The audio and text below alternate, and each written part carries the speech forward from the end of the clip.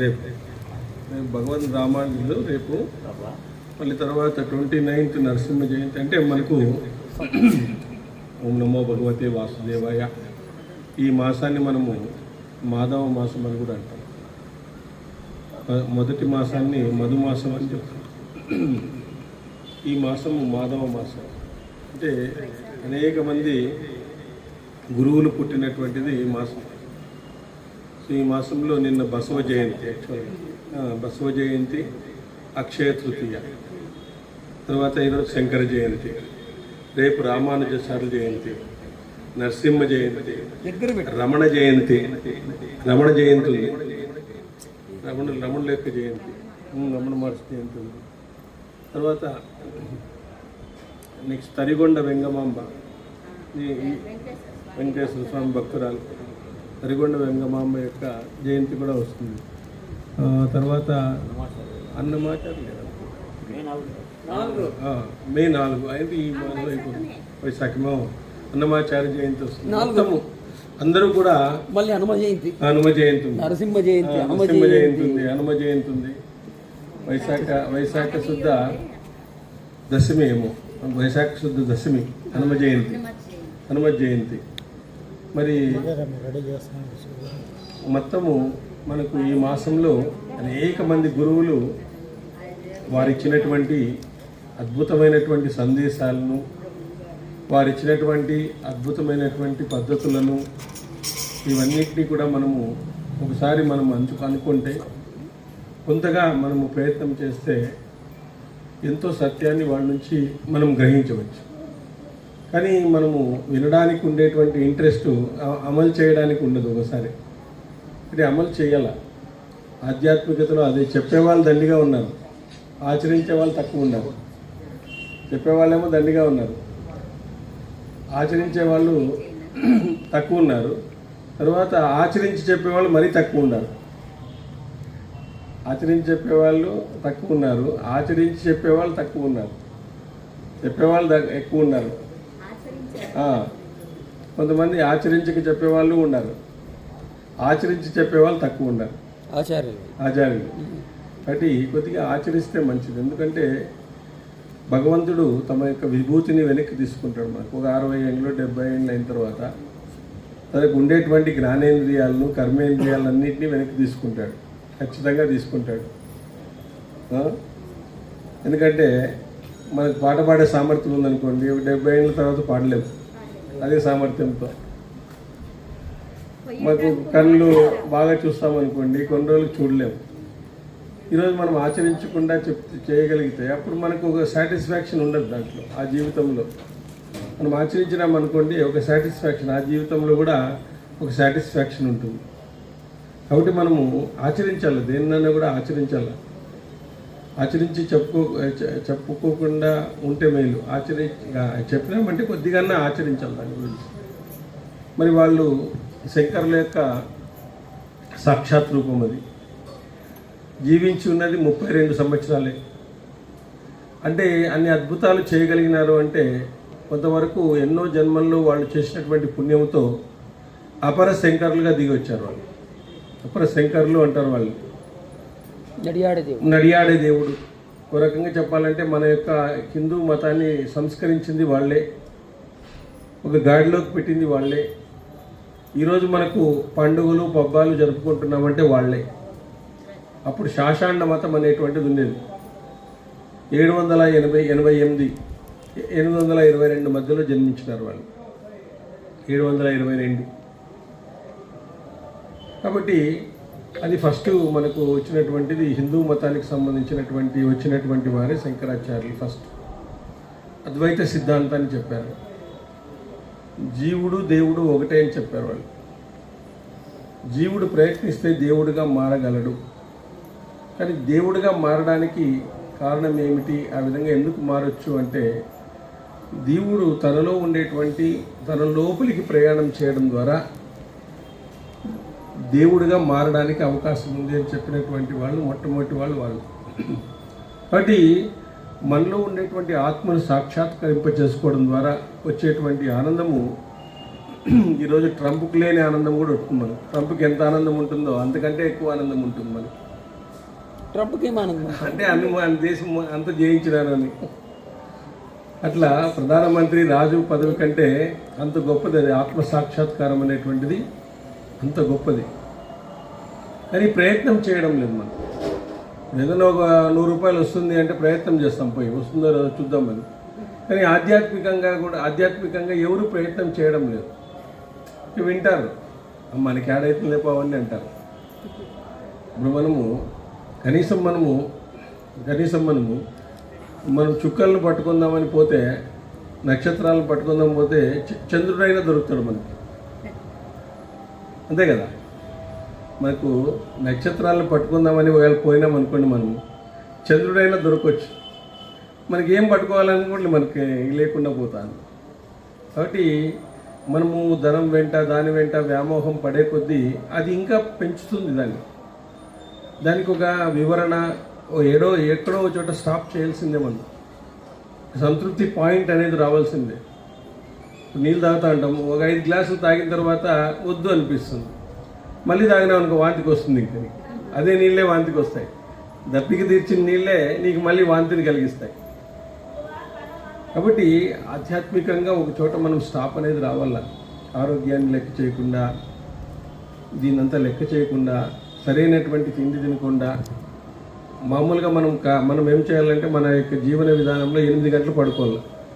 ఇప్పుడు మనం 8 గంటలు పని చేయాలి, ఖచ్చితంగా పని చేయాలి. 2 గంటలు ఫ్యామిలీతో గడపాలి. అది 2 గంటలు ఈ ఏదో వ్యవహారాలు, 2 గంటలు ఆధ్యాత్మికతలో గడపాల, 2 గంటలు మన సాధనలో గడపాలని చెప్తుంది శాస్త్రం. ఇది ఖచ్చితంగా పాటించాలి. ఇది మించిపోయినామంటే ఆరోగ్యం దెబ్బతింటుంది. 2 గంటలు సాధనలో గడపాల, 2 గంటలు భార్య పిల్లలతో గడుపు, ప్రాబ్లం లేదు. వాళ్ళతో అంతసేపే గడపాల్సింది. వాళ్ళు అంతసేపు కంటే ఎక్కువ టైం ఇవ్వరు మనకు కూడా. 2 గంటల కంటే ఎక్కువ టైం ఇవ్వాలి. కాబట్టి ఇంక 4 గంటలు ఉంటుంది. 2 గంటలు సాధన చేయి. నేనెవరు, నేను ఎక్కడి నుంచి వచ్చినాను, నేను ఎంతకాలం ఉంటాను, నేను చేయవలసిన పని ఏమి, నాకుండే అడ్డంకులేవి, నేను ఎక్కడ పోతాను, ఒకసారి ఆలోచించినావా? లేదు. అదే కదా 2 గంటలు. అదే చూడండి.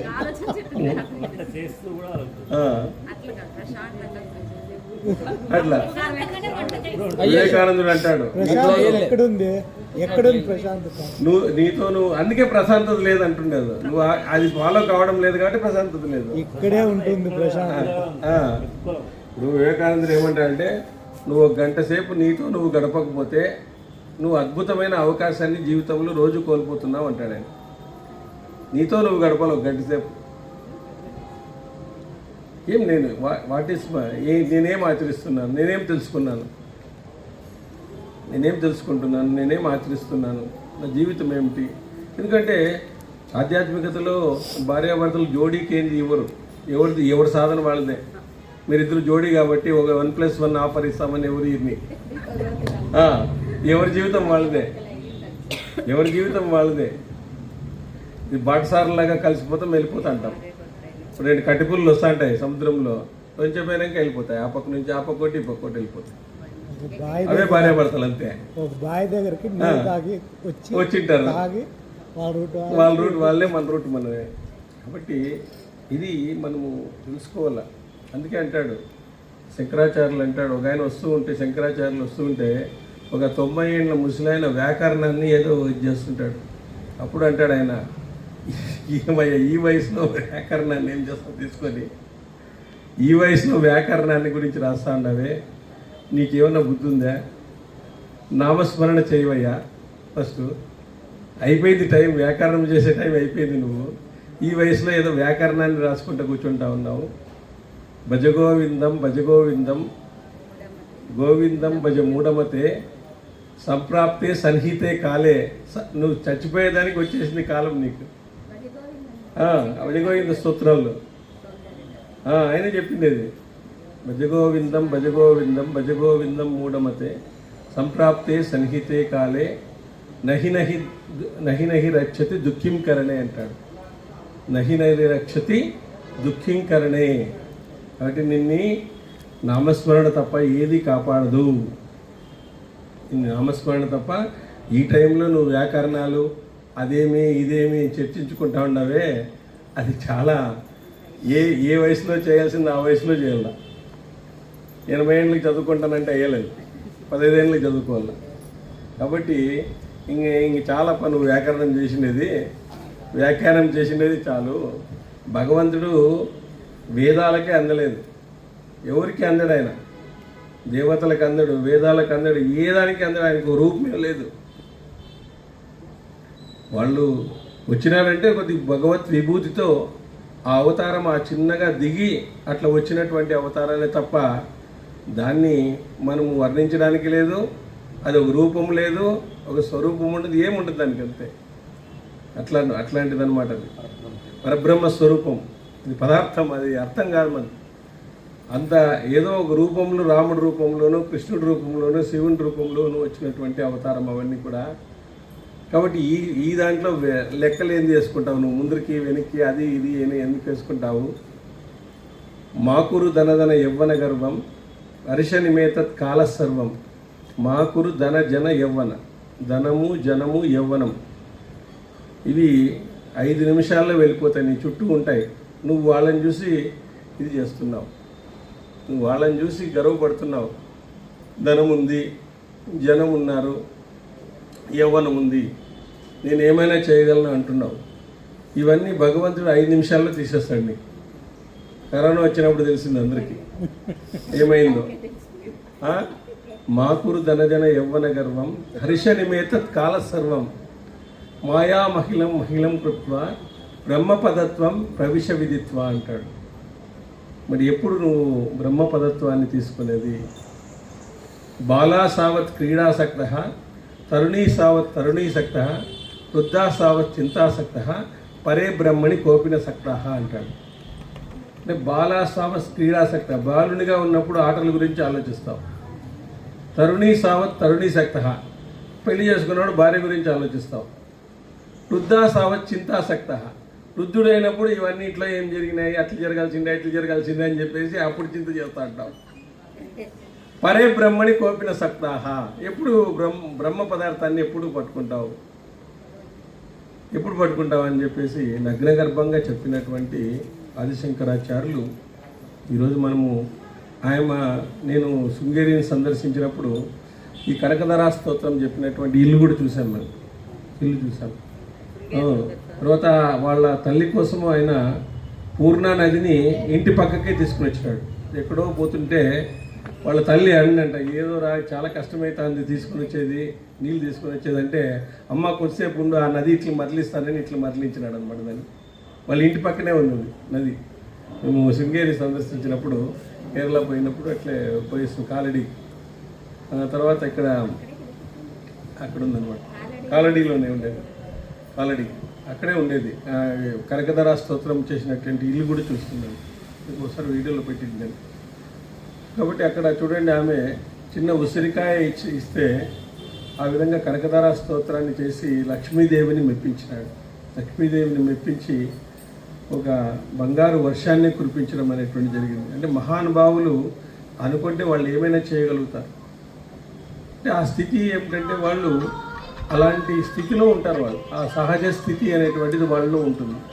ఆ సహజ స్థితిలో ఉండడం వల్ల వాళ్ళు దేన్ని కూడా అంటించుకోరు. ఏ దాన్ని అంటించుకోరు. ఆ స్థితిలో ఉండడం వల్ల వాళ్ళు దాన్ని పట్టుకోగలుగుతారు. కాబట్టి మనం యవ్వనంలోనే పట్టుకోలేదన్నా కూడా, ఎందుకంటే అది భగవత్ స్వరూపాలు. అవంటి అనేక జన్మల నుంచి వచ్చినటువంటి పుణ్యము ఆ రాశిగా ఉద్భవించింది.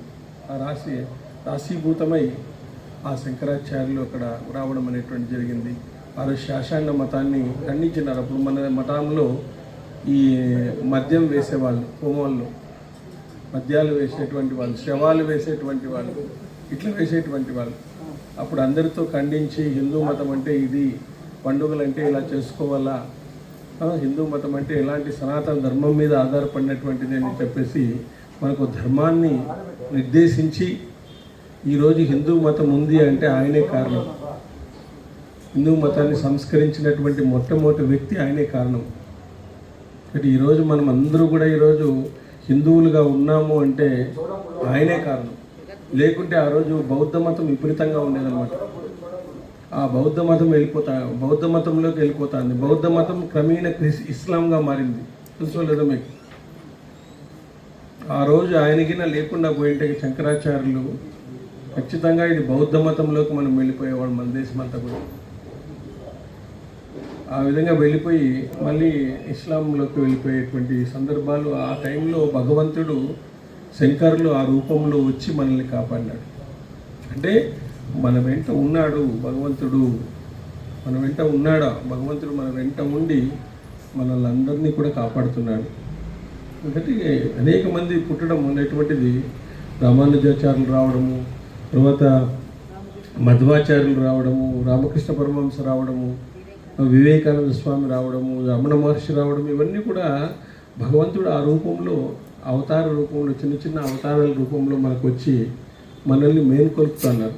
మన ఆ మేల్కొల్పును మనం తీసుకోవాలా. తీసుకుంటేనే మనలో ఉండేటువంటి గొప్పతనం అనేటువంటిది అర్థమయ్యేది. కాబట్టి ఆ శంకరాచార్యుల్ని మనము గుర్తుపెట్టుకోవాలా. గుర్తుపెట్టుకొని ఆయన ఎప్పుడు కూడా ఆయన యొక్క బోధనలు చాలా ఉన్నాయి. ఆయన చాలా మనీషా పంచకం అని అమ్మ మీదే రాశాడు. తర్వాత భజగోవింద స్తోత్రం రాశాడు, సౌందర్యహలహరి రాశాడు, కనకధరా స్తోత్రాన్ని చేశాడు, సౌందర్యహలహరి. ఇదే విధంగా ఎన్నో అద్భుతమైనటువంటి ఇవన్నీ కూడా ఉన్నాయి. కాబట్టి మరి ఆయన్ని మనం మర్చిపోయినామంటే మన మూలాలను మనం పూర్తిగా మర్చిపోయినట్లే. మన మూలం అనేటువంటిదే లేదు ఇంకా మనకు. కాబట్టి అసలుకి ప్రతి ఒక్క హిందువు కూడా ఈరోజు పండుగ చేసుకోవాలి. ఆయన ప్రతి ఒక్క హిందువు, మనం హిందూ మతం ఈరోజు ఉంది అంటే ఆయన గురించి మనం తలుచుకోవాలి.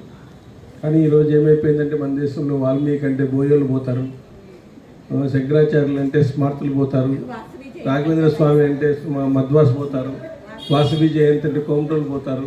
వాళ్ళకే దేవుడు, మాకు సంబంధం లేదు. ఇట్లా అయిపోయింది పరిస్థితి. సో ఇది కులభావన పోవల్ల. ఆ కులభావన పోతేనే, ఆ మతభావన కులభావన పోతేనే మనుషుల్లో ఉండేటువంటిది అర్థమైపో. వాళ్ళంతా ఏ కులాన్ని ఫాలో కాలేదు. ఆత్మ అందరికీ ఒకటే, అందరికీ ఒకటే. వాళ్ళు దాన్ని సాక్షాత్కరించుకునే దాన్ని బట్టి ఉంటుంది. కానీ అదేమి భగవంతుడు అక్కడ ఏది లోపం చేయలేదు, ఎవరికీ లోపం చేయలేదు. చిన్న చీమకు ఏ విధంగా ఆత్మను పెట్టినాడో ప్రతి ఒక్కరికి కూడా ఆత్మను అందించడం అనేటువంటి జరిగింది. కాబట్టి అందరికీ ఒకటే. మరి అట్లాంటి అద్భుతమైనటువంటి సత్యాన్ని మనం గుర్తెరగకుండా పోతే, అట్లాంటి అద్భుతమైనటువంటి సత్యాన్ని మనం గుర్తెరగకపోతే మన జీవితం వేస్ట్ అయినట్లే. ఇంకా ఇప్పుడు వాళ్ళు చెప్తున్నారు, అవన్నీ కూడా చెప్తున్నారు. కానీ మనం ఏం చేస్తున్నాం? ఈరోజు వింటున్నాం, అందరికీ తెలిసిన విషయమే ఇవన్నీ కూడా. అంతరంగంలోకి చూసుకోవాలా. అంతరంగంలోకి పోతేనే నీ యొక్క జీవితం నీకు అర్థమయ్యేది. కాబట్టి ఆయన ఏమంటాడంటే చూడండి, ఆత్మ చూడదగింది, వినదగింది, మననం చేసుకోదగింది, స్థిరంగా నిలుపుకోదగింది అంటాడు. చూడదగింది, వినదగింది, మననం చేసుకోదగ్గది, స్థిరంగా నిలుపుకోదగ్గది అంటాడు ఆయన. అది శంకరాచార్యులు. ఆత్మ నిరాకారం, నిరంజనం, నిష్క్రియం, శుద్ధం, బుద్ధం, చైతన్యాత్మకం. తన స్వరూపమైన జ్ఞానమే ఆత్మ అని అంతటా వ్యాపించి ఉంది. అనుభవ జ్ఞానం ద్వారా మాత్రమే తెలుసుకోదగింది అంటాడు. అనుభవం మనం పదే దాన్ని మనం ఆలోచించడం ద్వారానే మాత్రమే తెలుసుకోగలుగుతాం. విచారణ చేయగలిగితేనే, అన్వయం చేయగలిగితేనే, అవగాహన చేసుకుంటేనే అది అంటాడు. ఈ సమస్త దేహాన్ని ఆత్మ నియంత్రిస్తుంది. నేను బ్రహ్మస్వరూపుణ్ణి అనే జ్ఞానం ఉదయించగానే శరీరము, మనసు, ఇంద్రియాలు, కర్తృత్వము ఇవన్నీ తనకు కలిగిన భ్రమలే కానీ నిజం కాదని తెలిసిపోతుంది. ఎంత గొప్ప స్టేట్మెంట్ ఇచ్చినాడు ఆయన. ఉదయించగానే శరీరము, మనసు, ఇంద్రియాలు ఇవన్నీ తనకు కలిగిన భ్రమలే అని తెలిసిపోతుంది. ఇవన్నీ భ్రమ అనేటువంటి తెలిసిపోతుంది. సాధకుడికి అనుభవం అవుతుంది. సుఖ దుఃఖాలు తదితర ద్వంద్వానుభవాలన్నీ మాయా కల్పితాలే అని తేట తెల్లమవుతుంది. అవన్నీ సుఖము, దుఃఖము అవన్నీ కూడా ఊరికే మనం సృష్టించుకున్నవే తప్ప వేరేవి కావు అని తెలిసిపోతుంది. భగవద్గీతలో శ్రీకృష్ణునికి తన విభూతులను వివరిస్తూ సమస్త ప్రాణుల హృదయంలో ఉన్న ప్రత్యేగాత్మ తానేనని, ప్రాణుల ఆద్యంతాలు అంటే సృష్టి స్థితి లయాలు తానేనని, ప్రతి జీవిలోనూ దేహేంద్రియ మనోబుద్ధులకు సాక్షిభూతంగా నేను ఉన్నానని తెలియచేస్తాడు శ్రీకృష్ణుడు. జీవాత్మ పరమాత్మ అనేది అద్వైత బోధ. జీవాత్మ పరమాత్మ. సో జీవాత్మ పరమాత్మలో చేరడమే అద్వైత బోధ, అద్వైతాన్ని చెప్పాడు. జీవుడు పరమాత్మ స్థానాన్ని పొందాలంటే జీవుడు పరమాత్మ స్థానాన్ని పొందాలంటే జీవాత్మ స్థాయిని చేరుకుంటే చాలు. అంటే మనం జీవాత్మని గుర్తిస్తే చాలు, పరమాత్మలోకి ఎంటర్ అయిపోయినట్లే. చూడండి, అంటే పంచకోశాల నుంచి తనను వేరు చేసుకుని దేహేంద్ర మనోబుద్ధులు మొదలైన వాటికి సాక్షిగా ఉన్న ప్రత్యేగాత్మను మనం సాక్షిగా చూడాలి. అంటే మనలో జరిగేదాన్ని మనమే చూడాలన్నమాట. మనమై చూడకూడదు, మనమే చూడాలి అని చెప్తుంది. భగవంతుడు పరబ్రహ్మ రూపంలో నివసిస్తున్నాడు కనుక ఏ జీవి అల్పుడు అని చెప్పడానికి వీల్లేదు. ఏ జీవి కూడా అల్పుడు అని చెప్పడానికి వీల్లేదు. ప్రతి ప్రాణిలోనూ భగవంతుడు ఉన్నాడని దృఢ విశ్వాసంతో ఏ జీవిని హింసించగా పరోపకార పరాయణుడై ప్రవర్తించాలి. పరప్రాణి సేవను మాధవ సేవగా భావించాలి. సర్వత్రా భగవత్ సన్నిధానంగా భావిస్తూ ఎటువంటి పాప కార్యము చేయకుండా ఉండాలి. దివ్య సందేశం ఇది.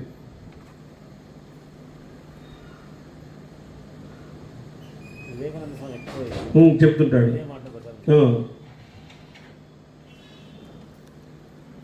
మహనీయుల చిత్తవృత్తులను నిరోధించి మిక్కిలి నిష్కల్ముషం సూక్ష్మమైన మనస్థితిని పొంది పరమాత్మతత్వానికి చేరువవుతారు. మహనీయులు చూడండి, చిత్తవృత్తులను నిరోధించి మిక్కిలి నిర్మలం సూక్ష్మమైన మనస్థితిని పొంది పరమాత్మని చేరుతారు.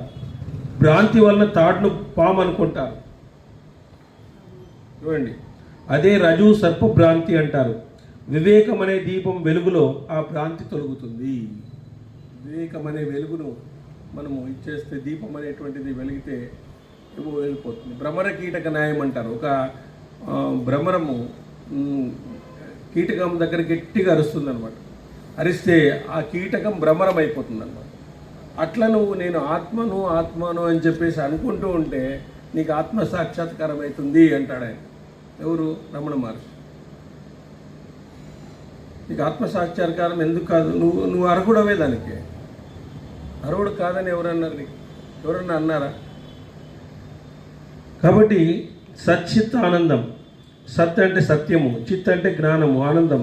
వీటి సారవంతమైనటువంటి పరబ్రహ్మం ఒకటే. చూడండి, తామరాకుపై నీటి బొట్టులాగా మనిషి జీవితం అతి చంచలమైంది. ఈ సత్యాన్ని తెలుసుకోలేక మనుషులు రోగాల చేరిన పడి దుఃఖాలు అనుభవిస్తున్నారు. దేహాభిమానాన్ని విడవడం లేదు. భూమి మీదకు మానవ శరీరంలోకి అద్దె ఇంట్లోకి వచ్చిన జీవుడవు నువ్వు అద్దె ఇంట్లోకి వచ్చిన దేవుడవు నువ్వు. సంపూర్ణమైన యాజమాన్యం. నువ్వు దీనికి యజమాని కాదని నిర్ణయించుకో. దీనికి నువ్వు యజమాని కాదు. అద్దె ఇంటికి నువ్వెట్లా యజమాని అవుతావు చెప్పు. తామరాకు మీద నీటి బొట్టులాగా జీవించి నీ కర్తవ్యాన్ని నిర్వహించు. శాశ్వతం అని భావించవద్దు. మూర్ఖంగా ఉండకు. విపరీతమైన మమకారాలతో చేష్టలతో వెర్రితలలు వేయకు. విపరీతమైన చేష్టలు చేస్తుంటారు కొంతమంది. జ్ఞానం ఉందంటే ఏంటంటే చెప్తుంటారు, ఏదో చెప్తుంటారు. కానీ మనకు కావాల్సినటువంటి దాన్ని వెతుక్కోలేకుండా పోతున్నారు. విపరీతమైన మమకారాలతో చేష్టలతో వెర్రితలలు వేయవద్దు. సంపాదిస్తున్న వరకే నీ బంధువులు పరమాత్మ అంతా పరివారం అంతా నీపై అనురాగాన్ని చూపుతారు.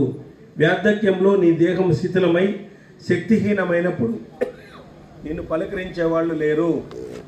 నిన్ను ఎవరు పలకరించరు, ఎవరు ఒక్కరు కూడా పలకరించరు. అప్పుడు పలకరించేదానికి ఏముంది? అప్పుడు నువ్వు ఆత్మజ్ఞానంతో ఉన్నావు అనుకో, నిన్ను పలకరించకపోయినా ఆనందంగా ఉంటావు. అంతే కదా.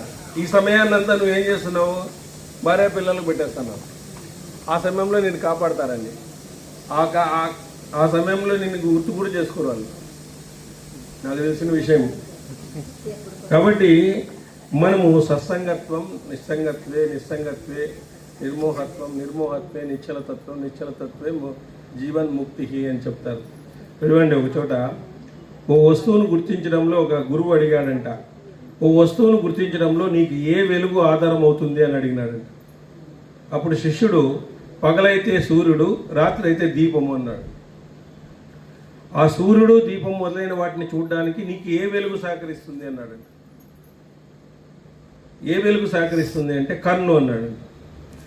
ఆ కళ్ళు మూసుకున్నప్పుడు వస్తు జ్ఞానం దేని వల్ల కలుగుతుంది అన్నాడు. ఆ కళ్ళు మూసుకున్నప్పుడు వస్తు జ్ఞానం దేని వల్ల కలుగుతుంది అంటే కన్ను అన్నాడంట. కన్ను మూసుకున్నప్పుడు వస్తు జ్ఞానం దేని వల్ల కలుగుతుంది అంటే వస్తు జ్ఞానం దేని వల్ల కలుగుతుంది అని అడిగాడు. బుద్ధి వలన అన్నాడు. ఆ బుద్ధిని దర్శించడంలో నీకు ఏ సహాయపడుతుంది అన్నాడంట. లోపల ఉన్నవాడు అన్నాడంట శిష్యుడు. కాబట్టి లోపల ఉన్నవాడు ఎవరు అన్నాడంట. అదే నీ జ్యోతిగా ఉండేటువంటి ఆత్మ. అంతే కదా. నీ జ్యోతిగా ఉండేటువంటి ఆత్మనే నిన్ను చూడ్డానికి ఇప్పుడు చైతన్యవంతంగా చూస్తా ఉంది. మరి నువ్వేమంటావు? నా కన్ను చూస్తా ఉంది అంటావు, నేను మూసుకున్నప్పుడు నా బుద్ధి చూస్తా ఉంది అంటావు. అవేవి నీకు సహకరించడం లేదు. లోపల ఉండేటువంటి ఆత్మ నీకు చూపిస్తా ఉంది. అది బింబం అయితే నువ్వు ప్రతిబింబం, అది బింబం అయితే ఇది ప్రతిబింబం. మరి ఇలాంటి చర్చ మనకు జరగాల. ఇలాంటి చర్చ జరగకపోతే మనకేమీ ఉండదు. ఏదో విష్ణు సహస్రనామం చెప్తాం, వెళ్ళిపోతాం. దానివల్ల మనకు పెద్దగా యూజ్ ఉండదు. దాంట్లో ఉండేటువంటి అర్థాన్ని తెలుసుకుంటే కదా, దానివల్ల ఉండే అటువంటి అర్థాన్ని తెలుసుకుంటే మనకు వచ్చిన దాన్ని ఎన్నిసార్లనే చెప్పుకోవచ్చు మనం. కాబట్టి మనకి ఇలాంటి చర్చ జరగడం వల్ల మనసులో చేంజ్ అవుతుంది. మానసికమైనటువంటి భావాలన్నీ మనకు చేంజ్ అవుతాయి. గంగా నదిలో సముద్రంలో స్నానం చేసిన, వ్రతాలు ఆచరించిన, జ్ఞానం కొరవడిన వ్యక్తి 1000 జన్మలెత్తినా ముక్తి లభించదు. శంకరాచార్యులు చెప్పింది. నువ్వు గంగా నది కాదు, ఎక్కడైనా స్నానం చేసుకును. మనమూరికి అనుకోవాల్సింది గంగా నదిలో చేస్తే పాతాలు పోతాయి. కాబట్టి చేదు కాకరకాయ ఎన్ని తీర్థాల్లో ముంచినా దాని చేదు పోదు. చేదు కాకరకాయని తీసుకుపోయి నువ్వు గంగా నది, యమునా నది, త్రివేణి సంగమం, అహ్మదాబాద్, అలహాబాద్ అన్ని చోట్ల ముంచిరా, మళ్ళీ కోసి చూడు అదే ఉంటుంది. దాన్ని ఇచ్చేసేదానికి లేదు. కాబట్టి భక్తి జ్ఞానం చూడండి, భక్తి జ్ఞానం విచక్షణ లేకుండా పోతే పూజా పునస్కారాలు కూడా ఎటువంటి ప్రయోజనాన్ని ఇవ్వవు. ఆ కాలంలోనే చెప్పినాడు. 788 క్రీస్తు పూర్వం 788లోనే చెప్పినాడు. భక్తి జ్ఞానము విచక్షణ లేకుండా పోతే నీ పూజా పునస్కారాలు చేసినా, ఎంత పూజా పునస్కారాలు చేసినా అవి నీకు ఏమిటిని ఇవ్వవు అని చెప్తున్నాడు. నువ్వేం చేస్తున్నావో తెలుస్తుందా? మయసభలో దుర్యోధనలాగా ఉంది పరిస్థితి. లేనిది ఉన్నట్లుగా, ఉన్నది లేనట్లుగా భ్రమపడుతున్నావు. శాశ్వతమైన సత్యాన్ని చూడలేకుండా పోతున్నావు. విలువైన వజ్రాన్ని వదిలేసి రంగురాళ్ళ కోసం ప్రాకులాడుతున్నావు. లోపల వజ్రం లాంటి ఆత్మ ఉంటే రంగురాళ్ళ కోసం పరిగెత్తిపోతాను మనం. కాబట్టి నీ ఆయుర్దాయం అగ్నితో ఆజ్యంలా అర్పించేస్తున్నావు. ఒక విషయం తెలుసుకో, సంప్రాప్తే సన్నిహితే కాలే. జీవితం సంవత్సరాలుగా, గడియలుగా, గంటలుగా మారిపోతుంది. విషయవాంఛలతో మునిగిపోతున్న ఓ మూఢమతి, నిజం తెలుసుకో, నిజం మార్చుకో. భగవంతుడు చూపిన మేలు బాటలో పయనించు. ఉన్న సమయాన్ని సద్వినియోగం చేసుకో. అద్భుతమైనటువంటి అసలు శంకరాచార్య గురించి చెప్పాలంటే ఓ 10 రోజులు చెప్పొచ్చు. అన్నీ ఉన్నాయి, అన్ని విషయాలు ఆయన చెప్పడం అనేటువంటి జరిగింది. కాబట్టి అట్లాంటి మహానుభావాన్ని ఈ ప్రదోష వేళలో ఆయన చెప్పినటువంటి అనేకమైనటువంటి శ్లోకాలని మనం చేసుకోవడం వల్ల ఆయన మనలో లోపల చూడడానికి భగవంతుడు మనకు లోపల చూడాలంటే చాలా కష్టం. మనం బయట ఎంతనే చూస్తాం, మనం లోపల మనలో జరుగుతున్నటువంటి సాక్షిభూతంగా చూడాలంటే ఆ భగవంతుడు మనకు అవకాశం ఇవ్వాలి. ఆ భగవంతుడు మనల్ని సెలెక్ట్ చేయాలి. ఆయన ఓహో వీడు కరెక్టే రా అని చెప్పేసి ముందు వాళ్ళంతా లోపలికే లోపలికే వాళ్ళు అదే కదా, మనమంతా బయటకు చూసేవాళ్ళమే. కాబట్టి లోపలికి ప్రయాణించాలా అనేటువంటిదే అద్భుతమైనటువంటి సత్యం. ఎందుకంటే ఇవన్నీ మనం ఏర్పరచుకున్న అధికారాలు కానీ, అహంకారాలు కానీ, మనం నేర్చుకున్నటువంటి బంధాలు కానీ, ఇవన్నీ కూడా మనకి ఏవి సహాయం చేయవు. అట్లని చెప్పేసి వాటి సహాయంతోనే మనం పోవాలి. వాటి సహాయంతోనే మనము దాన్ని ఒక సమయస్ఫూర్తితో వ్యవహరించి సాధన ద్వారా మనము ఒక ఉన్నతమైనటువంటి దానికి వెళ్ళడానికి ఇలాంటి గొప్ప వాళ్ళ యొక్క విషయాలు మనం వినడం వలన మనకు ఆ విధమైనటువంటి శ్రద్ధ కలుగుతుందన్నమాట. కాబట్టి మనము ఆ విధమైనటువంటి గ్రంథ పారాయణం ద్వారా మనం అనేక విషయాలను తెలుసుకొని మన యొక్క స్వభావాల్ని మనం మార్చుకోవాలా. ఆ స్వభావం అనేది అంత ఈజీగా మారదు. చెప్తా అంటాను నేను ఎప్పుడు కూడా చెప్తుంటా, స్వభావం అనేది మనమే మార్చుకోవాలా లేదా భగవంతుడు మార్చాలా, మనం ప్రయత్నపూర్వకంగా మార్చుకోవాలి. అంటే స్వభావం మారడానికి కావాల్సినటువంటి అద్భుతమైనటువంటి రత్నాలు లాంటి మాటలను మనం వినాలి. అట్లాంటి మాటలను విన్నప్పుడు ఓహో ఇదేదో అనేటువంటి ఇప్పుడు చెప్తేమే మనం ఏది మనకు ఉపయోగపడుతుంది అని చెప్పేసి చెప్తే కదా, మన కన్ను, మన బుద్ధి, ఈ విధంగా మనం అట్లా ఆ విధమైనటువంటి గొప్ప రత్నాలు లాంటి మాటలు మనం వినడం వల్ల మనలో ఒక చైతన్య శక్తి అనేటువంటిది ఉద్భవిస్తుంది. మనలో ఉండేటువంటిది ఈ మమకార అహంకారాల వల్ల అది మూసుకుపోయింది. ఈరోజు ఆ మూసుకుపోవడం వల్లే మనం ఏమైపోతున్నామంటే మనం ఏంది లేప అది అంటున్నాం. మామూలు వాళ్ళు సాధించగలుగుతున్నారు, చిన్న వాళ్ళు కూడా ఎన్నో అద్భుతమైనటువంటి వీటిని సాధించగలుగుతున్నారు. ఎవరు చాలా చిన్నవాళ్ళు, రమణ మహర్షి ఏం చదువుకున్నాడు, ఏం చదువుకోలేను, మరి అద్భుతమైనటువంటి జ్ఞానాన్ని సంపాదించుకున్నాడు. మరి ఒక్కడిగా వెళ్ళాడు, ప్రపంచమంతా ఆయన చుట్టూ తిరుగుతాను. ఈరోజు ఒక్కడిగా వెళ్ళి ప్రపంచమంతా ఆయన చుట్టూ తిరుగుతాను. కాబట్టి వివేకానందుడు వీళ్ళంతా ఏం చదువుకోలేదు, కాళిదాసు వీళ్ళేం చదువుకోలేదు, భగవత్ విభూతి వాళ్ళకి అందింది. కారణమేమి? వాళ్ళు నిరంతరం సాధన చేయడం, నిరంతరము భగవంతుని గురించి ధ్యానం చేయడం, నిరంతరము తమ గురించి ధ్యానం చేయడం, ఈ విధంగా చేయడం వల్ల భగవంతుని పట్టుకునేసినారు వాళ్ళు. ఎందుకంటే భగవంతుడేమో అందని పదార్థం కాదు, అదేమి అందని పదార్థం కాదు. సరైన బాటలో పోతే ఖచ్చితంగా మనకు భగవంతుడు అందుతాడు. సరైన దాంట్లో మనం పోకుండా మధ్యలో మన సాధనని ఆపకూడదు. ఎప్పుడు కూడా మనం ఆపినామంటే అది మళ్ళీ బ్రేక్ పడుతుంది. ఆ సాధన చేయాల. ఆ సాధన చేయడం ద్వారా మనలో ఇలాంటి శంకరాచార్యులు, రేపు రామానుజాచార్యుల గురించి చెప్పుకున్నా, ఆయన ఇంకా గొప్ప వ్యక్తి, ఇంకా ముందుకు తీసుకుపోయిన వ్యక్తి, చాలా గొప్ప వ్యక్తి. విశిష్టాద్వైతం చెప్పాడు ఆయన. ఆ విధంగా అనేకమైనటువంటి విషయాలను మనము దీని ద్వారా తెలుసుకోవాలా. మరి ఇక్కడ ధర్మరాజును జూదానికి ఒప్పిస్తారు వీళ్ళందరూ కూడా. అదేవిధంగా సందిగ్ధంలో పడేస్తారు. నువ్వు చాలా గొప్పవాడివి, నువ్వు ఆడాల్సిందే, ఇట్లా ఎందుకు వదిలేస్తావు నువ్వు అని చెప్పేసి రెచ్చగొడతారు. రెచ్చగొట్టి ఆయన్ని జూదం వైపు తీసుకుని వస్తారు. వీళ్ళందరూ కూడా, దుర్యోధనాదులందరూ కూడా. జూదం ఆరంభం కాగానే రాజులందరూ ధృతరాష్ట్రం ముందుంచుకొని సభలో ప్రవేశించినారు. వాటికి ఇతరులు జూదం ఆడడం విషమమని నాకు తోస్తుంది. విద్వాంసుడా, దీన్ని తెలుసుకో. ఇచ్చానుసారం జూదం ప్రారంభమగ్గాక అని చెప్పేసి యుధిష్ఠిరుడు అంటున్నాడు. ఆయన్ని అనేక విధాలుగా నువ్వు జూదం ఆడాల్సిందే, ఆడుకోకుండా పోతే నువ్వు గొప్పవాడు కాదు, ఇక్కడ నువ్వు వెళ్ళిపోతున్నావు, నువ్వు ఓడిపోయినావు అనుకుంటాము, ఇట్లా అనేక రకాలుగా అతను రెచ్చగొట్టినారు. సో రెచ్చగొట్టిన తర్వాత జూదం అనేటువంటిది అక్కడ యూర ఆరంభం కాగానే రాజులందరూ ధృతరాష్ట్రం ముందుంచుకొని సభలో ప్రవేశించినారు. భరత, భీష్ముడు, ద్రోణుడు, కృపుడు, మహామతి అయిన విదురుడు అదృష్టమైనటువంటి మనసుతో ధృతరాష్ట్రుడిని అనుసరించినారు. సింహాసమానులు, మహా తేజస్సులైన రాజులు ఇద్దరు చొప్పున ఒక్కొక్కరు చొప్పున బహుసంఖ్యాకమైన విచిత్రమైన ఆసనాలను అధిష్ఠించినారు. రాజా, మహాభాగులైనటువంటి దేవతలు ఒకచోట కూడితే స్వర్గం ఎలా ఉంటుందో అక్కడికి వచ్చిన రాజులందరితో ఆ సభ ప్రకాశించింది. అది స్వర్గంలాగా ఉందంట. అనేక మంది రాజులు వచ్చేసినారు. అనేక మంది అక్కడ కూర్చున్నటువంటి ఆ ప్రాంతాన్ని చూస్తే అంత స్వర్గంలాగా ఉందంట. మహారాజా, వారందరూ విద్యావేత్తలు, సూర్యులు, అందరూ ప్రకాశవంతమైన శరీరం కలవారు. అనంతరం సుహృద్యూతం ఆరంభమైంది. అప్పుడు వీళ్ళందరూ వచ్చిన తర్వాత అక్కడ ఆసీనులు అయిన తర్వాత ఈ జూదం అనేటువంటి ప్రక్రియ ఆరంభమైంది.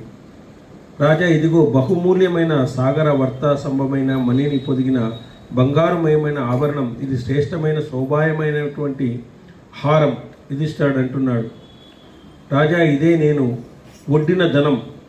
ప్రతిపణంగా నువ్వేమి వడ్డుతావు? మహారాజా, ఏ ధనముతో నువ్వు నాతో జూదం ఆడాలనుకుంటున్నావు? రాజా, ఇదే నా వడ్డిన ధనం. ప్రతిపణంగా నువ్వేమి వడ్డుతున్నావు? మహారాజా, ఏ ధనముతో నువ్వు నాతో జూదం ఆడాలనుకుంటున్నావు? ఈయన ఒక ఆభరణం, బంగారుమయమైన ఆభరణాన్ని చేసినాడు ధర్మరాజు. వేసి దుర్యోధను అడిగినాడు, ఏం ఆభరణం పెడతావు దీనికి అని, జూదం ఆడే ముందు పందెం. అప్పుడు దుర్యోధనుడు అన్నాడు, నా వద్ద మణులు, ధనాలు చాలా ఎక్కువగానే ఉన్నాయి. సంపద పట్ల నాకు లోభం లేదు. ఈ జూదాన్ని నువ్వు గెలుచుకో చాలు అన్నాడు.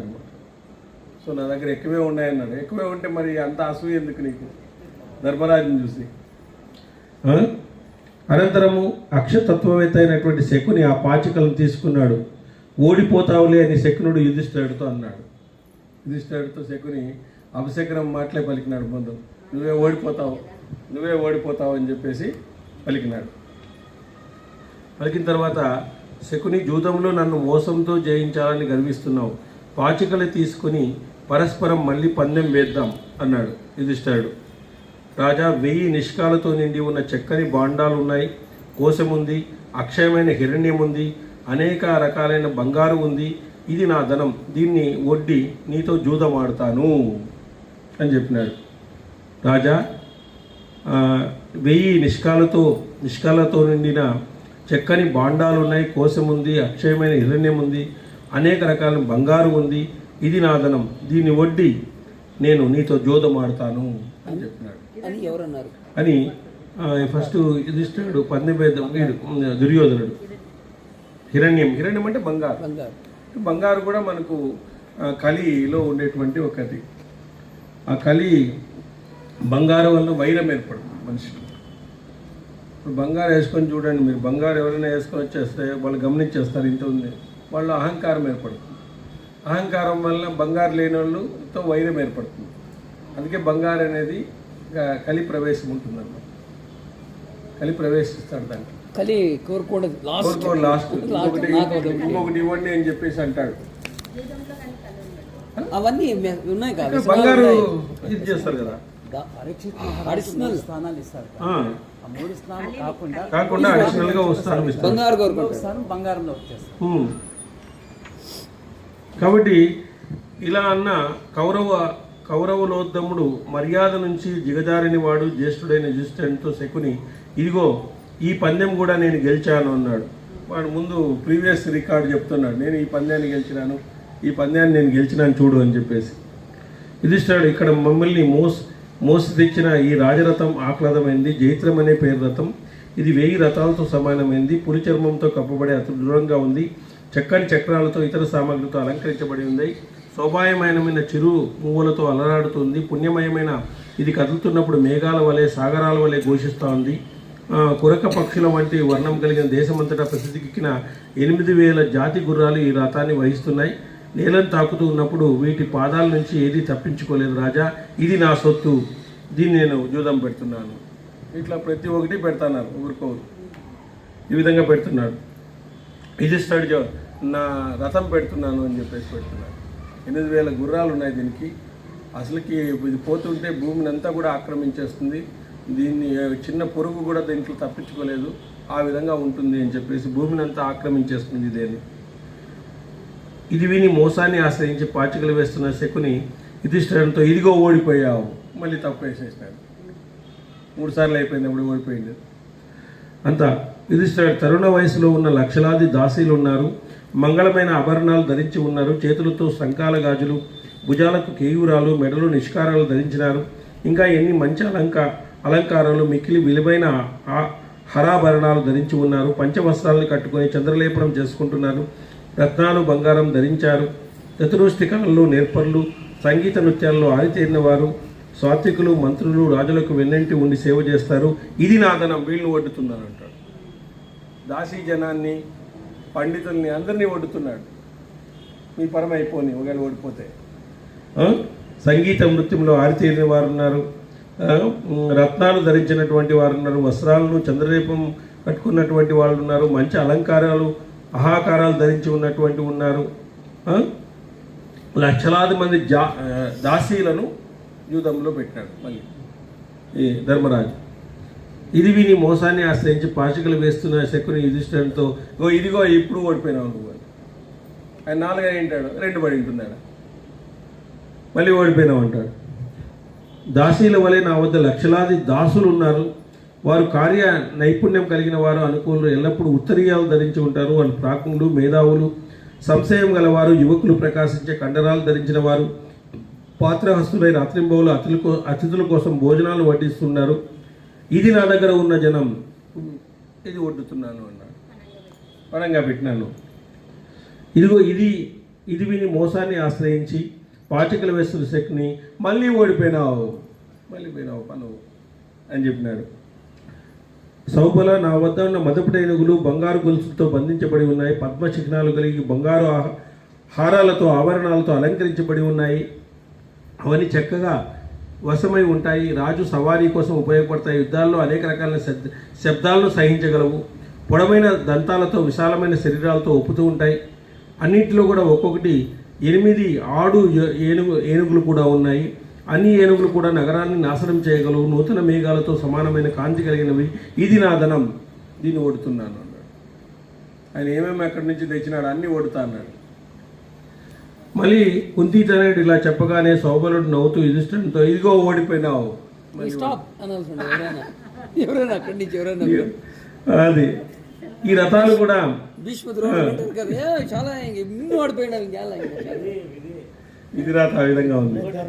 ఇంకోటి ఏమంటే ఆ జూదం అనేది ఆ విధంగా తెప్పిస్తుంది మనిషిని. గెలిచాలా అనేటువంటి భావము పడిపోతుంది. గెలుద్దాం లాస్ట్ వరకు చూద్దాం. చేయడు కృష్ణుడు లేడు, కృష్ణుడు లేడు అక్కడ.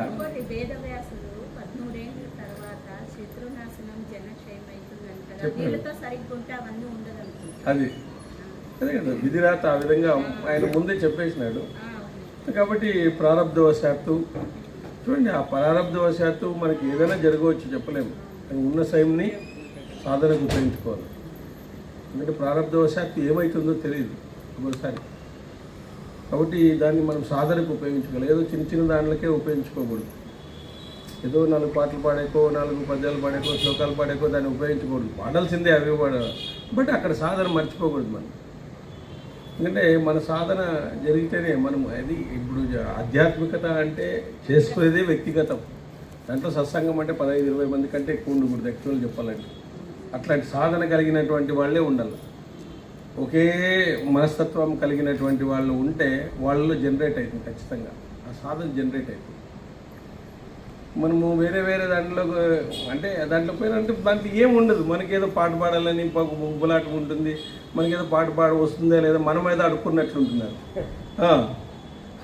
మనం ఏదో ఇంత తెలిసినటువంటి మనం కొద్దిగా సాధన చేసుకుంటే మేలు కదా. అది ఆస్వాదించేది ఉండదు. మనకి కొత్త వ్యక్తులు, కొత్త కొత్త వాళ్ళు ఉంటారు, వాళ్ళ గురించి మనకు తెలియదు పెద్దగా. కాబట్టి మనము దాంట్లోకి పోయినాం కాబట్టి కొద్దిగా మనము ఆలోచించగలిగి కొంత మనస్సును ప్రశాంతం చేసుకోవాలి. ఇట్లాంటి గ్రంథాల వల్ల మనసు బాగా ప్రశాంతం అయిపోతుంది మనిషికి. అప్పుడు కూడా మనసు బాగా ప్రశాంతమైపోతుంది. ఈ విధంగా వీటిని వడ్డినాడు. యోధులను, రథాలను, 1000 రథాలు, కొయ్య గుర్రాలతో, పథకాలతో కూడి ఉన్నాయి. ఒక్కొక్కరి 1000 సువర్ణ నాణ్యాలు లభించినాయి. యుద్ధం చేసినా చేయకున్నా ప్రతి నెల వేతనం పొందుతారు. ఇది నేను చేస్తున్నాను అని చెప్పినాడు.